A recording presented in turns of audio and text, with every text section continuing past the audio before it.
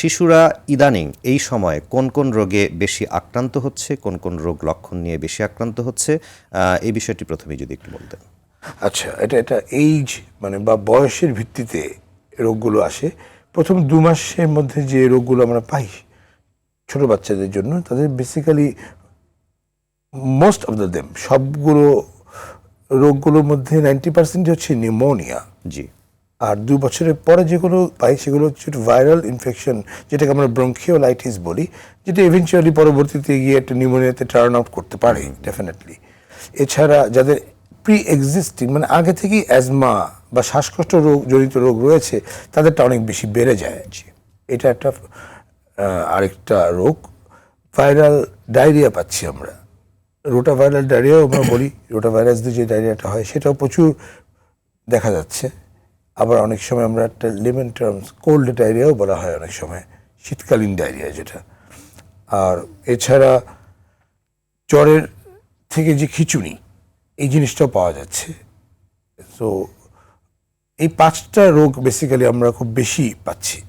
তার আপনি মধ্যে যে 5টি রোগের কথা আমাদেরকে বললেন, বিশেষ করে নিউমোনিয়া, ব্রঙ্কিওলাইটিস বা ফেব্রাইল কনভালশন, ডায়রিয়া, এছাড়াও যাদের অ্যাজমা বা হাঁপানির টান রয়েছে, যে সকল শিশুদের শ্বাসকষ্টে ভুগছে, এই 5টি বিষয় নিয়ে তাহলে আমরা আমাদের দর্শকদেরকে কিছুটা পরামর্শ আজকে দিতে চাই। আপনি প্রথমেই নিউমোনিয়ার কথা বলেছেন। অনেক রোগী, অনেক শিশুরা নিউমোনিয়া আক্রান্ত হচ্ছে এবং নিউমোনিয়ায় অনেক শিশু মৃত্যুবরণও করতে পারে, সে বিষয়েও আমরা জানি।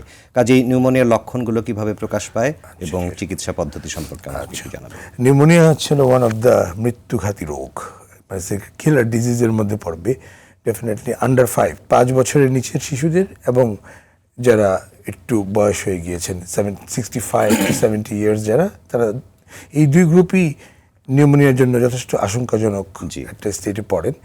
বাচ্চাদের ক্ষেত্রে এই রোগের লক্ষণ প্রথমে যেটা আসতে পারে সেটা হচ্ছে যে একটা কমন কোল্ড, সেটা খুব তাড়াতাড়ি বেড়ে যাবে, বেড়ে গিয়ে সাথে জ্বর থাকবে। জ্বরটা খুব বেশি ইম্পর্ট্যান্ট। একটা কমন কোল্ডের সাথে যদি জ্বর থাকে তাহলে আমাদের চিন্তা করতে হবে যে এটা উড বি নিউমোনিয়া। আর আরেকটা ইম্পর্টেন্ট ফ্যাক্টর সেটা হচ্ছে যে শ্বাসকষ্টের ব্যাপারটা অনেক অনেক মাই বুঝতে পারেন না বা অনেক বাবাই বুঝতে পারেন না। যখন বোঝেন তখন সেটা অনেক বেশি দেরি হয়ে যায়।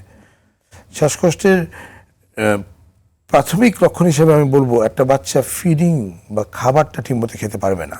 জি। সে বুকে দুধ খেলে সে বুকে দুধ ছেড়ে দেবে। সে যদি কোনো বাইরের ফর্মুলা ডিপেন্ডেন্ট হয়, সে সেটাকেও কমিয়ে দেবে।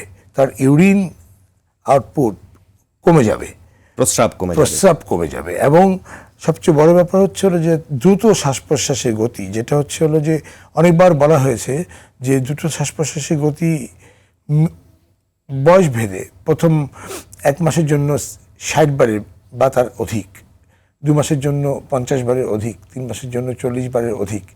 তো এটা তো বাসায় গুণে নেওয়াটা খুব ডিফিকাল্ট। যখন একটা বাবা মা দেখবেন যে তার বাচ্চা দ্রুত শ্বাস নিচ্ছে এবং তার বুকের 2 সাইডের খাঁচাটা, যেটা আমি খুব ক্লিয়ারলি বলি ইনফর্মাল ল্যাঙ্গুয়েজ, সেটা ঢুকে যাচ্ছে, যদি অল্প একটু ঢুকে, তাকে সঙ্গে সঙ্গে হসপিটালে আসতে হবে, ডক্টরের শরণাপন্ন নিতে হবে, দরকার হলে ইমার্জেন্সিতে শরণাপন্ন নিতে হবে।